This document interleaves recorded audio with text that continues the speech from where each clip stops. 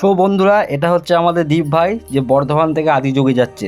তো ভিডিওটা প্রথম থেকে শুরু করার আগে সবাইকে বলে দিই, এই দাদাকে সবাই কিন্তু চেনো।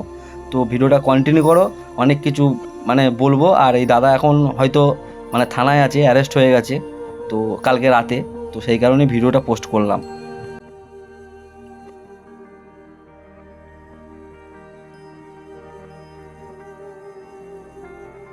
এই বর্ধমান আরামবাগ রোডে যেটা মানুষের আবেগ নিয়ে খেলা করা হচ্ছে, এই সেই দ্বীপ, যে দ্বীপ মানুষের আবেগ নিয়ে খেলছে, এমনই অভিযোগ উঠে আসছে বারবার।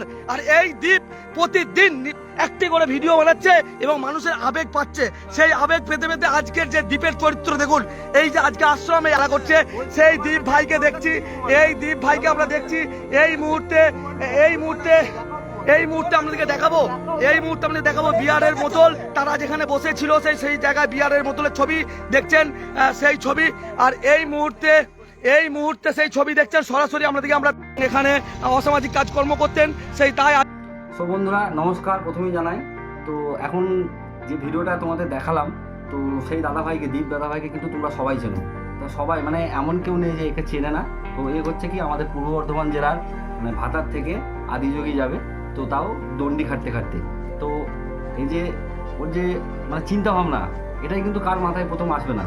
এখন কিন্তু ওকে দেখে এখন সবাই নানান জায়গায়, কেউ তারাপীঠ যাচ্ছে, কেউ অমুক জায়গায় যাচ্ছে, সবাইকে দেখে এখন কেউ আবেগ যে ও ভাইরাল হয়েছে, আমি হবো, এরাও একটা চিন্তা ভাবনা চলছে।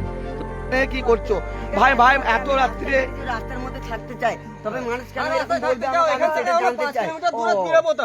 এখান থেকে 5 কিলোমিটার দূরে আমাদের কাছে যেটুকু খবর ছিল। আর এক দাদা ভাই নাকি টোটোটা যাচ্ছিল না, দাদা ভাই টোটোটা যার টোটো সে যেতে দেবে না অন্যজনের টোটো। তো সেই কারণে একজন আবার দাদা ভাই একটা গাড়ি গিফট করেছে নাকি, দাদা ভাই তার নামে করে দিয়েছে, কি জানি না, সেটাও দেখতে হবে। সেটাও তার নামে করে দিয়েছে নাকি, সেটাও চেক করলেই বোঝা যাবে। তো এটাও নাকি বলছে একটা ফোকাস কথা। তো জানি না কি হচ্ছে এর মধ্যে, সবাই ভাইরাল হওয়ার জন্য সবাই পেছনে পড়ে গেছে।